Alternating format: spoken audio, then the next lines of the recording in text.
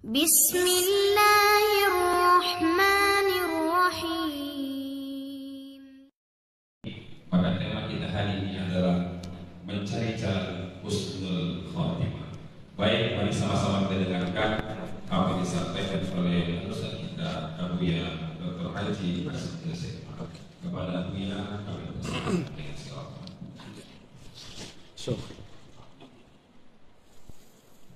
Assalamualaikum warahmatullahi wabarakatuh. Alhamdulillahilladzi hassana wujuhana walhamdulillahilladzi hassana akhlaqana walhamdulillahilladzi ja'alana min ummati sayyidina Muhammad sallallahu alaihi wasallam. Amma ba'du. Qala an-nabiy sallallahu alaihi wasallam, man kana akhiru kalamihi la ilaha illallah dakhala al-jannah. Wa qala sallallahu alaihi wasallam fima rawahu al-Bukhari, inna Allah harrama 'ala an-nar an tamussa man qala la ilaha illallah min qalbihi aw nafsihi. Atau kama qala sallallahu alaihi wasallam.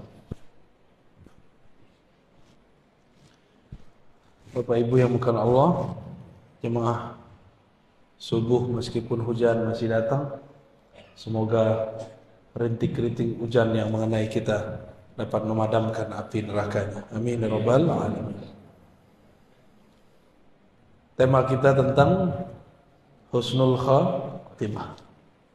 Husnul khatimah bahasa Arab artinya husnu, bagus. Khatimah, penutup. Penutup yang bagus. Kalau kita kerja supaya bagus, keluarnya gimana? Bagus laporannya. Maka orang-orang yang sering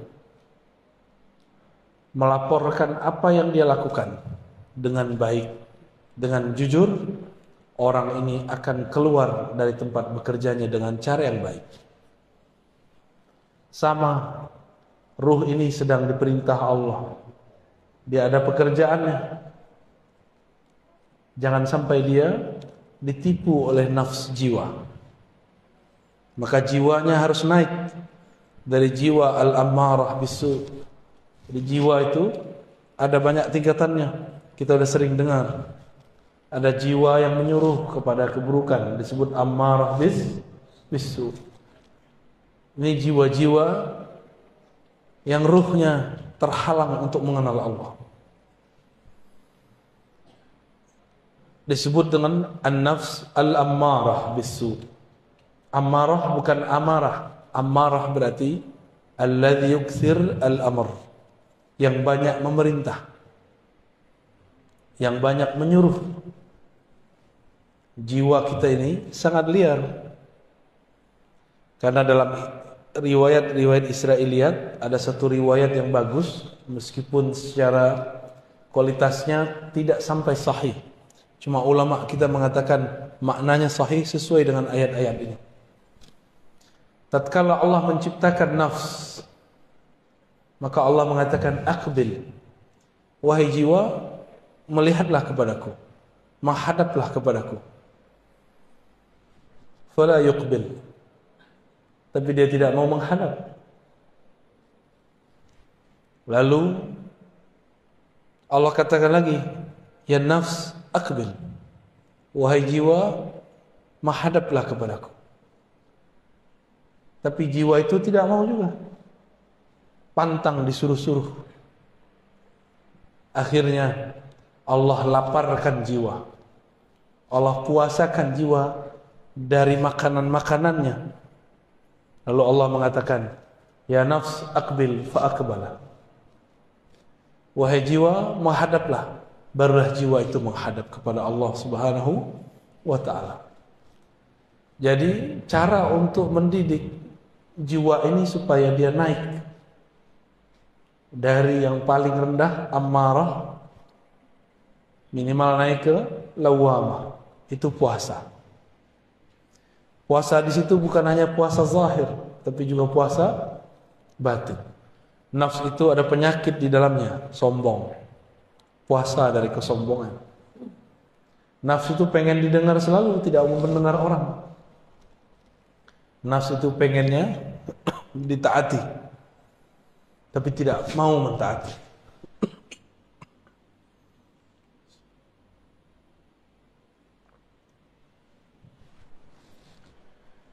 Lalu nafsu ini punya poros. Ada raja di dalam dirinya bernama qalbu. Jangan sampai nafs ini menjadi rajanya qalbu, tapi qalbu harus menjadi rajanya nafs. Bagaimana caranya? Karena qalbu ini tempat Allah memandang, maka lakukanlah seperti Allah pernah dulu melakukannya. Puasakanlah jiwa, puasakan dia dari memandang yang tidak benar, puasakan dia dari mengatakan hal-hal yang tidak benar. Maka jiwa nanti akan patuh kepada qalbu. Banyak-banyak puasa. Puasa zahir dari makan, minum, juga puasa batin. Nabi mengatakan, "Wa idza kana yaumu ahadikum, yaumu shaumi ahadikum, falyakul wa idza kana apabila yaumu shaumi ahadikum, ya, hari kalian berpuasa, lalu ada orang syatamahu aw qatalahu, falyakul inni shaim." Ada orang ngajak dia berantem, katakan inni shaim, aku sedang berpuasa. Berarti puasa di hadis ini apa? Hadis Sahih Bukhari. Puasa emosi. Puasa emosi. Nabi itu sangat mengerti kondisi jiwa. Maka Nabi mengatakan, jika kamu marah dalam keadaan berdiri, duduklah. Jika dalam duduk marah, maka tidurlah.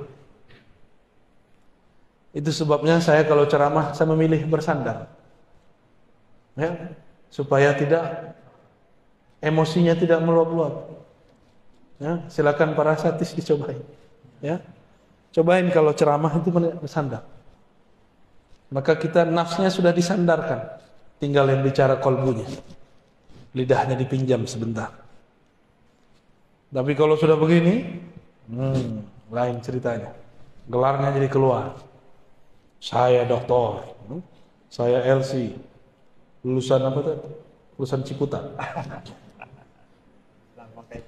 Ya, lama di Kairo. Itu istilah baru yang saya dapat di Medan.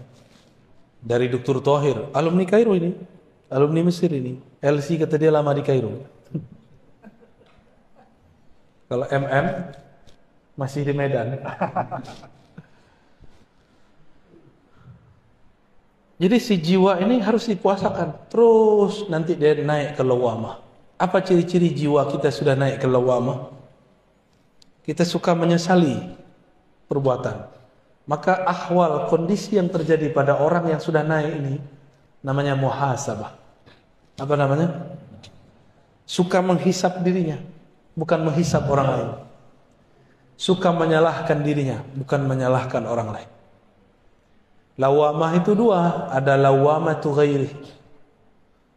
Dia mencaci maki orang lain, itu setan. Setan itu dikeluarkan dari surga, yang salahkan iblis, yang salahkan Adam. Iblis keluar dari surga, yang salahkan siapa? Nabi Adam. Lalu justru dia diusir karena dia tidak patuh kepada Allah. Ketika Nabi Adam pun juga diusir dari surga, beliau salahkan siapa? Dirinya sendiri. Ini beda Bani Adam yang ruhnya hidup dengan Bani Syayatin. Bani Syayatin ini bisa manusia. Kan ada Syayatinul Jinni wal Ins, keturunan atau pengikut setan. Apa aja disalahkan orang, enggak pernah menyalahkan diri. Ini banyak ustadz sekarang begitu. Banyak dai sekarang menyalahkan orang di luar, menyalahkan kelompok di luar.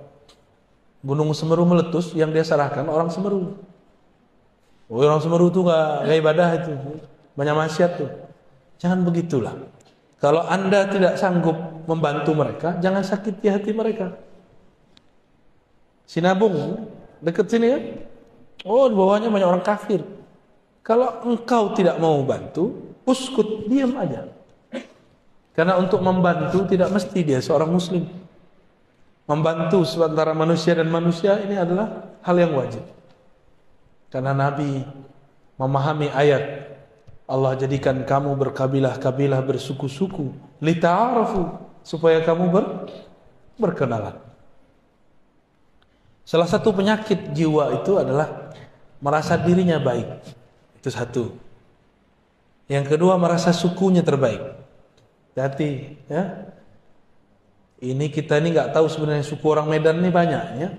Di Medan ada Melayu, ada Batak, ada Minang, ada Jawa, ada Mandailing itu masuk Batak, ya? Batak sendiri. Masuk Batak, ya. Kirain nggak mau disebut Batak, ya. Ada suku Melayu Aceh, Melayu Delhi, ada Melayu Riau, Melayu Jambi, banyak sekali.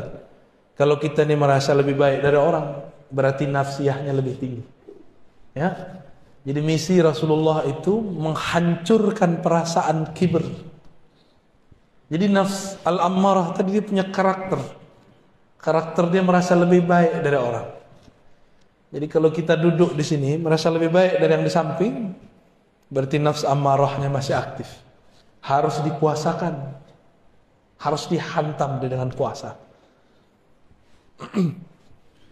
Kalau sudah naik ke lawamah, dia sering muhasabah. Hasibu qablaan muhasabah. Mutu qablaan tamutu. Hisaplah dirimu sebelum kamu dihisap. Matikan dirimu sebelum kamu mati. Maksudnya bayangkan kalau kita mati, apa yang akan kita bawa? Pertanyaan di alam kubur tidak aneh-aneh. Cuma man rabbuka, man nabiyuka. Siapa Rabbmu? Tidak ditanya pernah bangun masjid, tidak, enggak ditanya. Enggak ditanya hafalannya berapa. Enggak ditanya tahajudnya banyak atau tidak. Yang ditanya siapa Rabbmu? Kamu tahajud untuk siapa? Kamu bangun masjid karena siapa? Kamu sekolah karena siapa? Kamu ngajar, kamu belajar untuk siapa? Untuk debat. Berarti kamu bukan bagian dari ahlullah. Jika ini muhasabahnya sudah rutin. Nah inilah thariqahnya Imam Al-Harith Al-Muhasibi. Imam Salafus Saleh.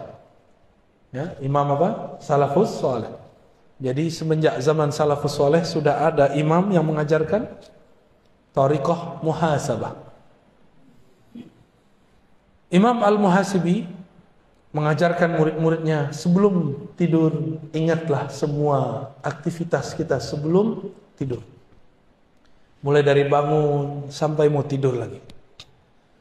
Jika ada tergores di hati, minta ampun kepada Allah. Jika ada kebencian masuk ke hati, minta kepada Allah supaya dicabut. Jika ada dendam di hati, emosi, minta kepada Allah supaya Allah menentramkan qalb. Itulah amalan Imam Al-Harith Al-Muhasibi. Ternyata beliau ini mengamalkan amalan sahabat yang dulu Sayyidina Abdullah bin Umar penasaran kepada dia. Dilihat-lihat ternyata tahajudnya sedikit, sedekahnya tidak banyak, baca Qur'annya juga standar. Setelah 3 hari Abdullah bin Umar bertanya, kata Rasulullah, engkau ini ahli surga, tapi aku tidak melihat amalanmu banyak. Lalu Abdullah bin Umar bertanya, apa masya'nuka? Amalan kamu apa gerangan? Dijawab oleh sahabat ini, disembunyikan namanya. Tidaklah aku mengambil tempat tidurku, kecuali aku membuang semua kebencian, semua goresan, semua dendam dari kolbuku. Jadi dia tidur nggak bawa dendam. Dia tidur tidak bawa kesombongan. Dia tidur dalam kerendahan hati, kehinaan jiwa. Disitulah dia kemudian minta ampun kepada Allah.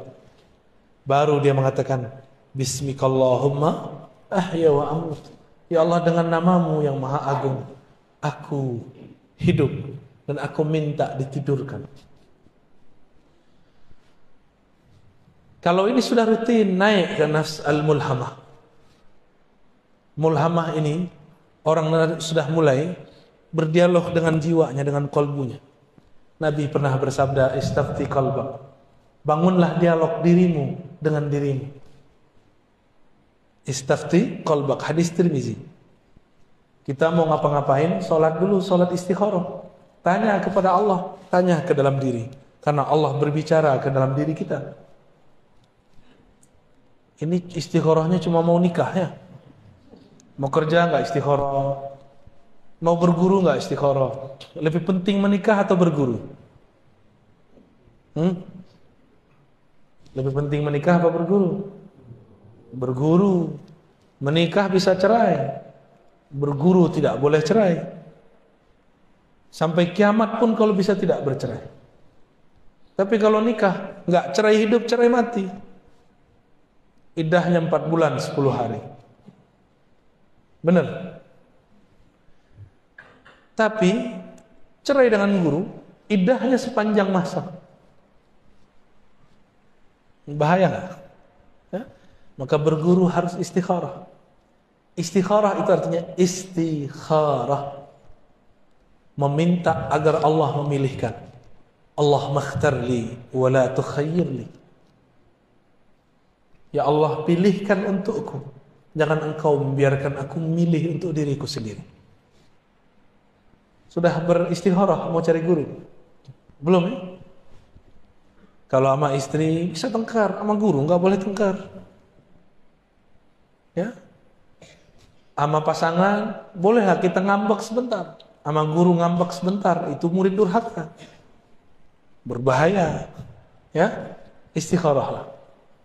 Nah, mulai bangun komunikasi dengan kolbu. Saya istikharah setiap kali mau ngajar. Jadi kalau tambah sering ngajar, saya tambah sering istikharah. Saya tanya, ya Allah, apa yang saya mau ajarkan? Tolong gerakkan lidah ini. Pancarkan dari kolbu kami nurmu. Hanya engkaulah yang mampu berbicara. Hanya engkaulah yang menggerakkan kolbu. Di situ saya baru baca assalamualaikum. Jadi nol dulu kita, baru kita bicara. Ya. Nah itu coba amalkan Pak. Sebelum tidur, kesel sama pasangan, marah sama anak, tidak baikan dengan tetangga, bermusuhan, iri dengki dengan teman bekerja, dibuang semua. Jika pernah kita menyakiti mereka, mintakan ampun kepada Allah, kirim Fatihah untuk mereka. Katakan, ya Rabb, tumbuhkan ridha dalam kalbu orang yang memusuhiku. Dan jadikan aku orang yang fi qalbi salamah. Di dalam kalbuku ada salamah. Keterbebasan daripada penyakit-penyakit kalbu. Satu kali Nabi Muhammad SAW mengatakan, Allahumma inni a'udzubika min an uradda ila ardhil umr wa a'udzubika wa as'aluka salamata sadr wa a'udzubika min su'is sadr. Hadis ini ada di Bukhari, ada di Muslim, ada yang terpisah, ada yang digabung. Nabi SAW mengatakan, ya Allah, aku berlindung kepada Engkau dikembalikan kepada masa yang hina sebelum kami meninggal. Ya, boleh pakai bahasa Indonesia ya. Kalau nggak hafal bahasa Arabnya. An uradda ila ardhalil umur. Dikembalikan kepada keadaan umur yang hina. Anak kecil tidak bisa apa-apa. Ngapain saja harus dibimbing. Harus dibantu. Maka dikembalikan masa seperti itu disebut arzalil umur.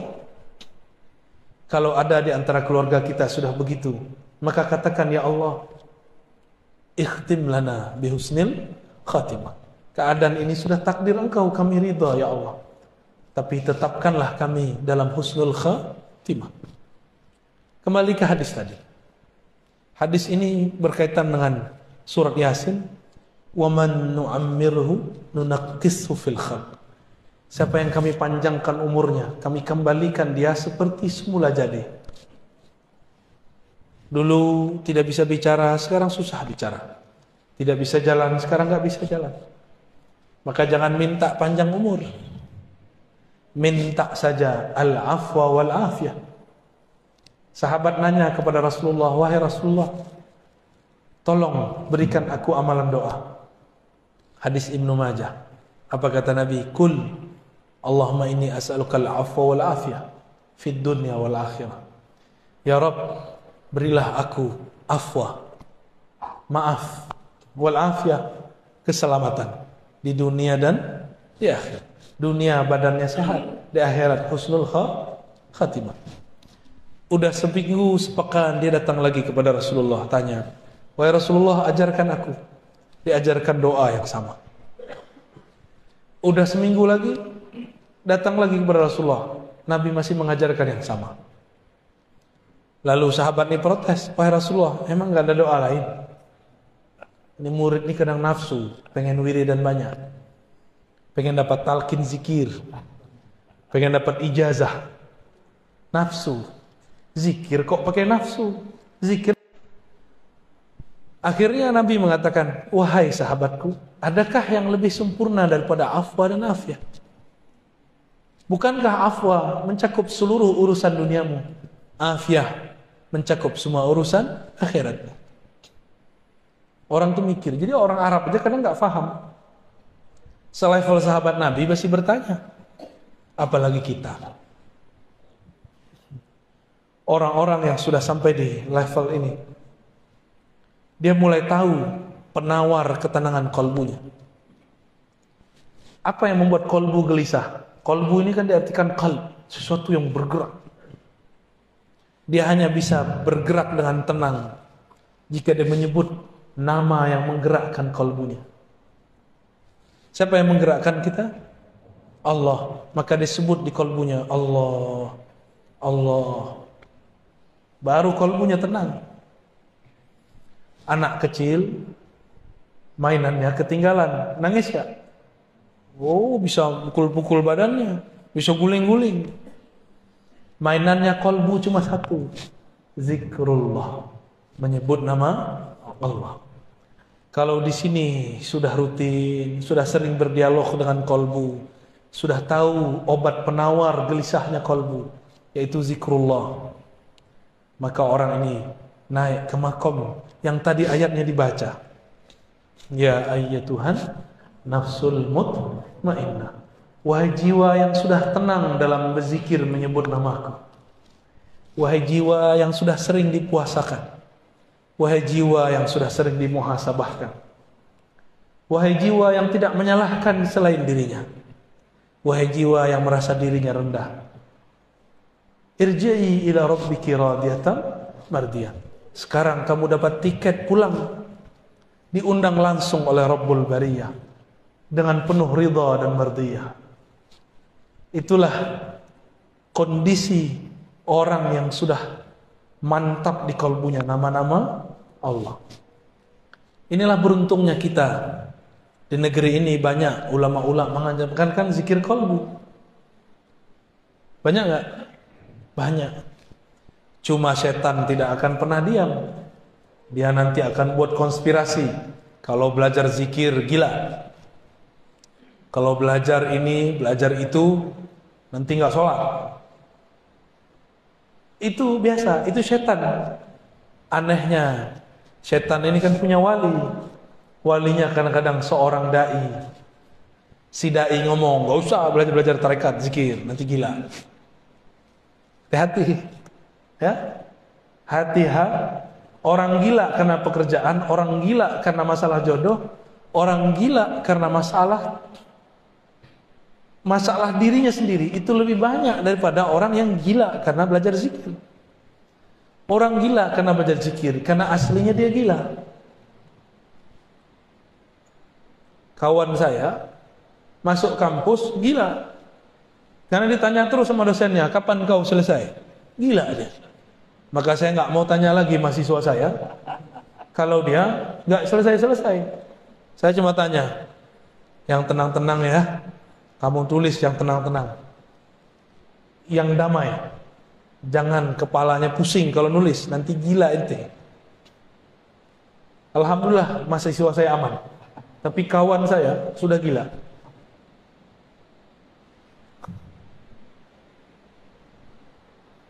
Wah, udaranya sendu sekali ya. Seperti suara saya. Sebenarnya saya nggak enak badan, Pak. Tapi karena janji harus ditepati, saya minta kepada Allah, ya Allah, berikan saya kekuatan. Tapi nanti Jumat saya nggak kuat lagi. Maka cuma 2 ini. Pagi ini dan waktu duha insya Allah. Jadi kalau mau husnul khatimah, apa yang dilakukan? Jangan salahkan orang lain. Sering puasa, salahkan diri. Yang kedua, sering-sering muhasabah. Yang ketiga, sering ajak diri kita berdialog. Lalu belajar zikirlah kepada ahli zikir. Kalau sudah begitu, nanti dapat undangan. Jadi husnul khatimah itu undangan dari Allah. Irji'i ila rabbiki radiyatan, berarti Allah yang undang.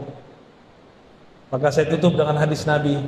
Nabi mengatakan, man kana akhiru kamamihi la ilaha illallah, siapa yang akhir kalamnya la ilaha illallah, dakhalal jannah, pasti masuk surga. Ada anak muda nanya, tamatan lama di Kairo, LC juga. Apa kata dia? Buya, Nabi sebelum meninggal nggak baca la ilallah, baca ummati ummati. Itu husnul khotimah, masu'ul khotimah.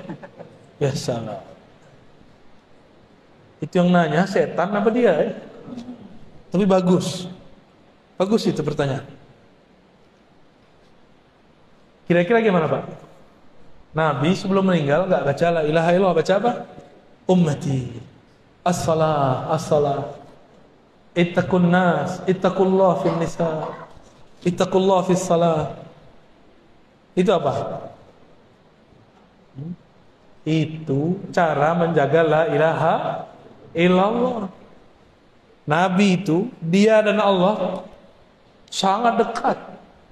Kalau sudah dekat tidak perlu sebut menyebut.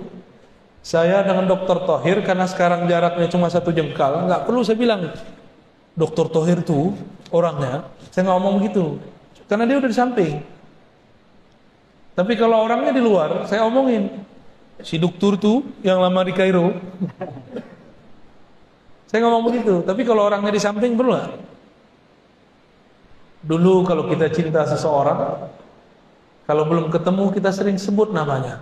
Cari-cari nama dia di Facebook, cari-cari nama dia di Google, cari-cari nama dia di sosial media, cari-cari nama dia di kalangan teman-temannya, kirim-kirim salam, benar? Mirip-mirip begitulah. Orang kalau sudah cinta, sering-sering sebut nama. Kalau sudah menikah, masih begitu nggak? Enggak.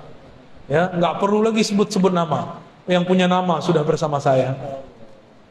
Kalau orang sudah dekat kepada Allah, zikirnya bukan lagi menyebut, zikirnya memandang, zikirnya dipandang oleh Allah Subhanahu wa Ta'ala.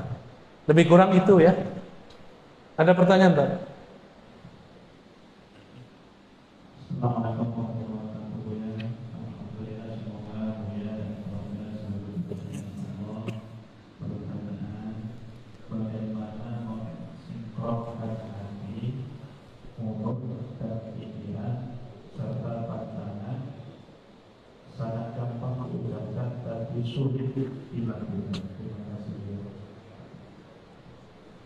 Man la yara muflihan la yuflih abadan. Begitu kata Imam As-Surawardi. Siapa yang tidak punya contoh orang baik tidak akan pernah baik. Siapa yang tidak pernah melihat orang sukses tidak akan pernah belajar kesuksesan. Siapa yang tidak bermursyid, maka lisan, kolbu dan ruhnya tidak akan sejalan. Maka carilah mursyid. Nanti mursyid itu bimbing kita supaya lisan, pikiran, kolbu, ruh ini sejalan. Guru. Kenapa anak kecil tidak bisa fokus? Karena tidak ada gurunya. Kalau ada gurunya bisa fokus gak? Bapak ibu ini yang sekarang bisa fokus, dulu waktu kecil sholat juga nyikut-nyikut kawan. Bahkan saya lihat nih, sikutnya ada tandanya tuh ya. Dulu pernah giniin temannya tuh, dan jatuhnya satu deret. Ya, betul ya. Maka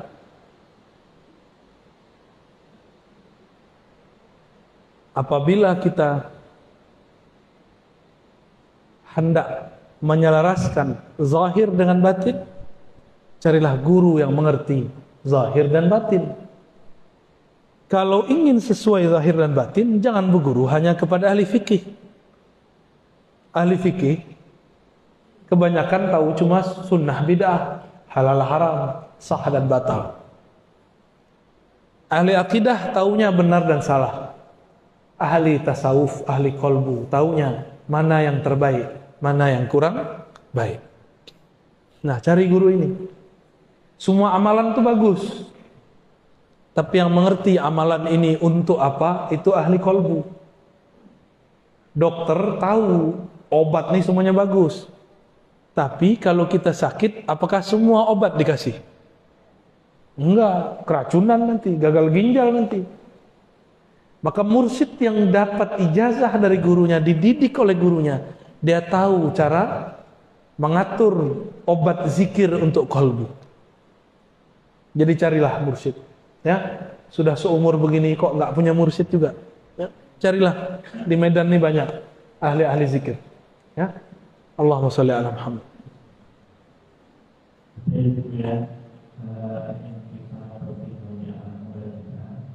Saya hijrah apa yang pertama kali yang saya mau hijrah. Ingat-ingat kalam Sayyidina Ibrahim, inni muhajirun ila Rabbi.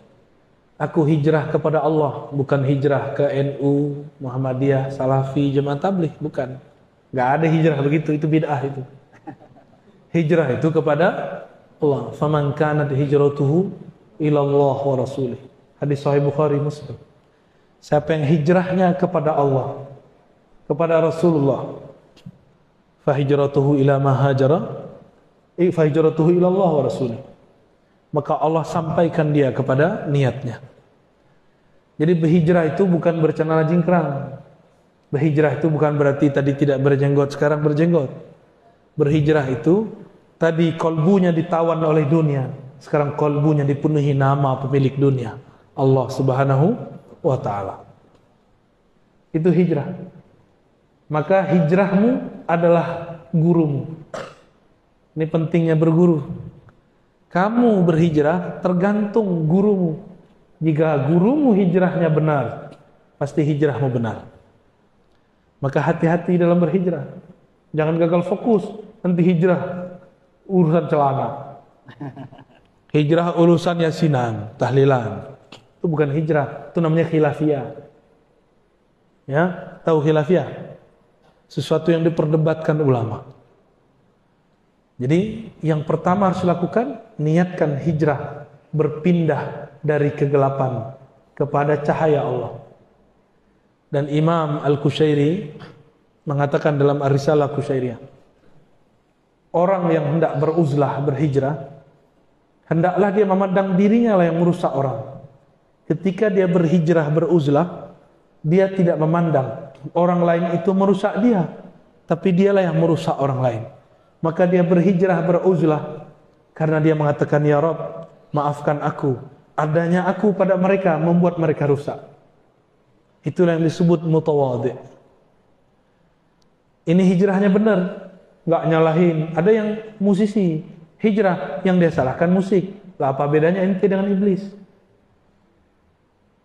Iblis itu nyalahin Nabi Adam. Lebih parah nih musik yang disalahin. Hijrah aja. Musik kalau nggak dipetik juga nggak bunyi, nggak diketuk juga nggak ada suaranya. Berarti masalah musik itu masalah siapa? Masalah dia. Itu musik kalau bisa bicara dia protes kepada Allah Subhanahu wa ta'ala. Ada orang hijrah, tengkar dengan suaminya, tengkar dengan istrinya, dan itu bukan hanya di Indonesia, itu ada di Mesir. Ya, Syekh Said Mamduh, ya. Antum zurtum ya? La ma tazur.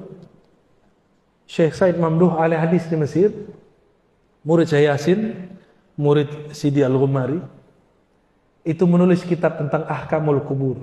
Di muqaddimahnya dicerita, cuma karena satunya salah hijrah, si istri minta ditalak, lalu siap dipoligami.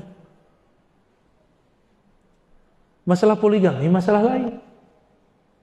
Si istri kerja di satu tempat, suaminya kerja di bank. Apa kata dia? Kau ni pezina, sama dengan menzinai ibumu 70 kali. maka diminta cerai. Dan itu tidak satu dua orang, sudah banyak orang. Di Mesir Syekh Said Mamduh cerita, di kalangan kita juga banyak sekali. Ya, ternyata perempuan ini kalau salah hijrah lebih galak dari laki-laki.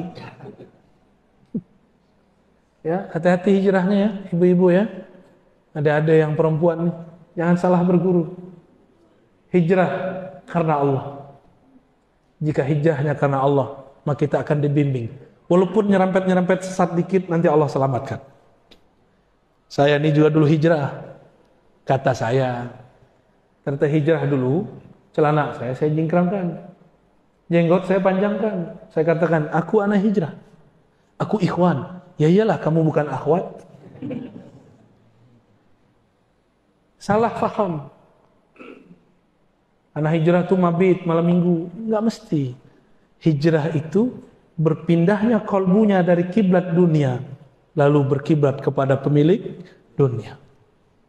Nanti masalah celana tergantung, kamu celana jingkrang karena Allah atau karena kamu mengaku ikut aliran tertentu.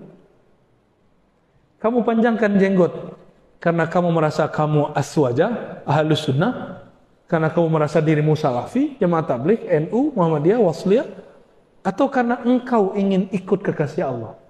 Beda-beda tipis. Kalau benar-benar mau ikut kekasih Allah, kita pakai serban tiap hari. Ya. Kita enggak pakai celana, Pak. Celana itu bid'ah itu. Rasulullah la yalbas as-sarawil abadan. Enggak pernah pakai celana sama sekali. Kecuali di dalam sarungnya. Ya.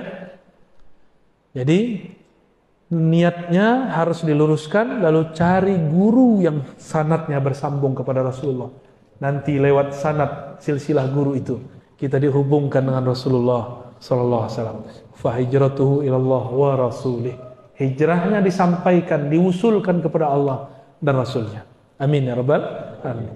Baik, kemudian karena Allah sebentar lagi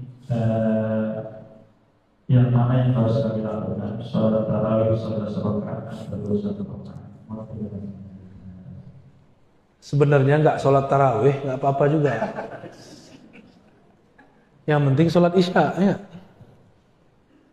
Yang hampir wajib itu sholat witir. Tapi kalau mau debat-debat, tidak ketemu kita. Sahabat Nabi meriwayatkan dari Nabi sholat tarawih 11. Yang ada riwayat Sayyidatuna Aisyah, Maimunah, Ummu Salamah, Nabi sholat witir 11. Jadi 11 itu bukan sholat tarawih, tapi sholat witir. Tapi karena umat ini menguasai ustadz, umat diikuti ustadz, bukan ustadz diikuti umat. Pengurus masjid kurang adab. Apa kata pengurus masjid? Oh jamaah, ustadz di samping dia. Kita pilih 11 pada 20. Jamaah bilang apa? 11, pemaleh, ya, pemalas. Kasulun. Kalau tanya ke ustaz gimana? Kalau tanya ke ustaz, jawabannya 3 tadi. Tarawih itu tidak wajib. 1. Yang kedua, para sahabat kalau sholat tarawih pasti 20. Riwayatnya sampai sekarang terbukti secara fi'liyah, secara perbuatan masih dilakukan secara mutawatir. Mutawatir ini dilakukan banyak lebih dari 10 orang setiap masa, setiap puasa. Mekah, Madinah, sampai hari ini masih 20. Itu amalan Sayyidina Umar, Sayyidina Ubay, Sayyidina Ali. Di masa Imam Malik, Madinah ditambahkan 36. Tapi sekarang balik lagi menjadi 20. Jadi nggak ada debat 11. 11 itu hadisnya apa? Fi Ramadan wa fi ghairihi. Hadis Imam Bukhari Muslim. Dalam Ramadan dan selain Ramadan, Nabi tidak pernah sholat melebihi 11 rakaat. Itu sholat tarawih. Sholat apa? Witir. Pintar. Berarti fokusnya bagus. Itu sholat apa?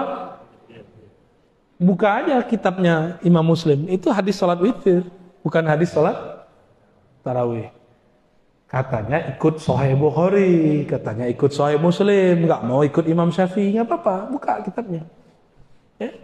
Di situ babnya sholatul witr atau sholatul lail.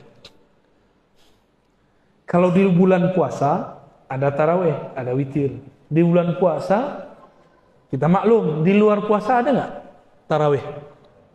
Hadisnya mengatakan di dalam puasa dan di luar puasa. Berarti hadisnya tentang sholat tarawih apa witir? Berarti kalau ada orang memakai hadis ini untuk dalil sholat tarawih, dia salah faham. Karena tidak ada ulama mu'tamad yang menggunakannya untuk hadis sholat tarawih. Karena tidak ada tarawih di luar bulan puasa. Bukalah pikiran, ya. Hadisnya ngomong begitu. Jadi saran saya, kalau ikut ulama dari masa ke masa mutawatir dari Mekah Madinah, giliran apa ikut Madinah, giliran sholatnya nggak mau Madinah, ya suka-suka aja. Sholat pakai nafsu.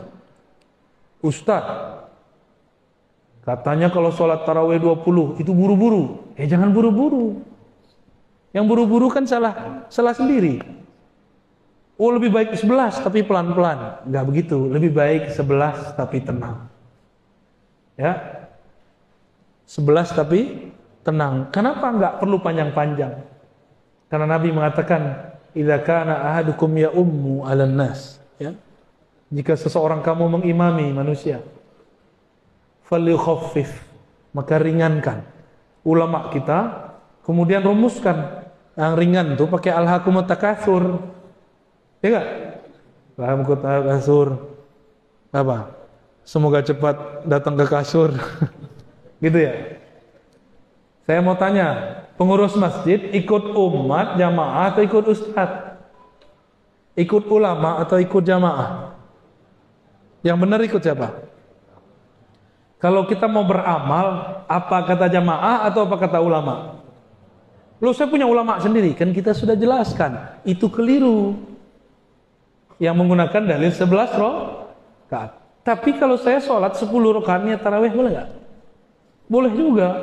Cuma nggak mengikuti salafus soleh. Salafus soleh kalau mereka sholat tarawih ya 20. Giliran banyak aja.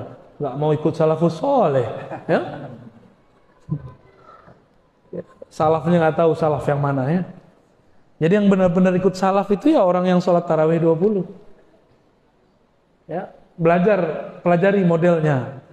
Ya, setiap 4 rakaat itu kan diisi salawat ya. Supaya yastarih. Daripada diam-diam nggak jelas, buka-buka handphone, mending salawat. Udah 4 rakaat lagi, salawat lagi. Udah 4 rakaat lagi, salawat lagi. Begitulah terus. Itu indah, ya, mengikuti sunnah Rasulullah Sallallahu Alaihi Wasallam. Ya. Mungkin itu ya terakhir pada waktu itu kami tidak bisa semua menyampaikan itu yang akan ada mungkin itu ya apakah ada ruh yang berbayang? Terima kasih. Ada kuntilanak.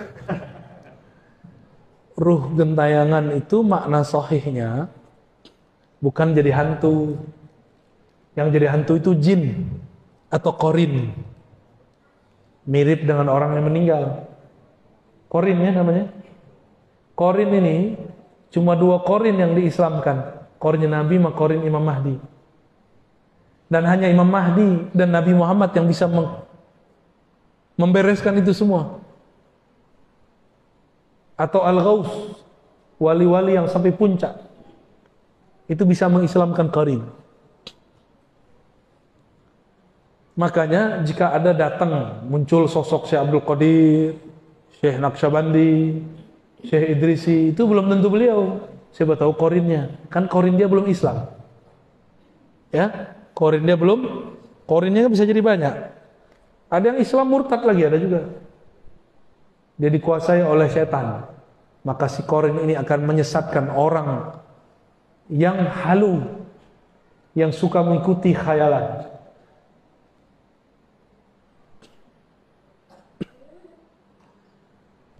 Yang ada itu apa? Dalam kitab Habib Zain bin Smith. Begitu juga kalam Sidi Abdullah Faiz Ad-Daghestani An-Naqsyabandi.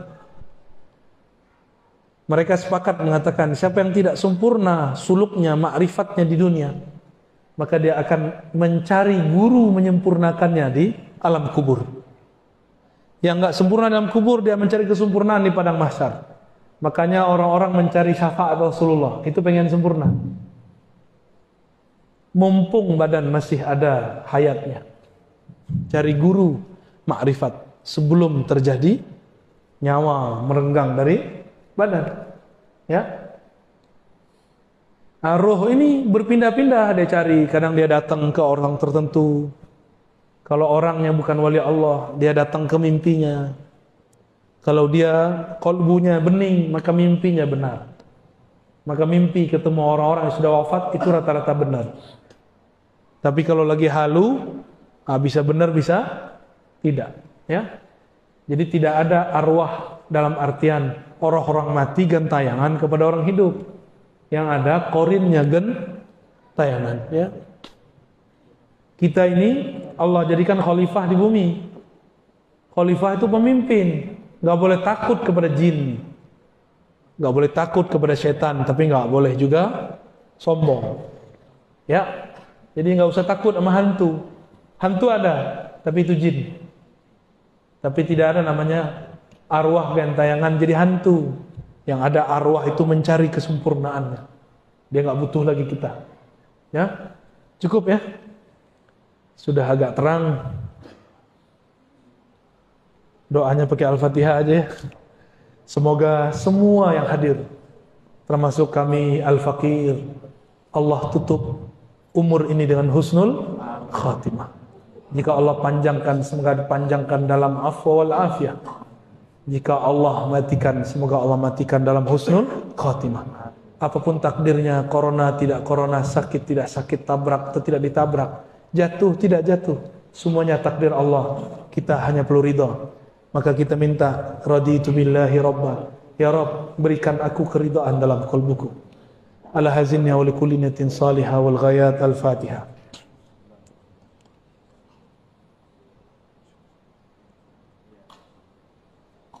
Amin ya rabbal alamin. Wa sallallahu ala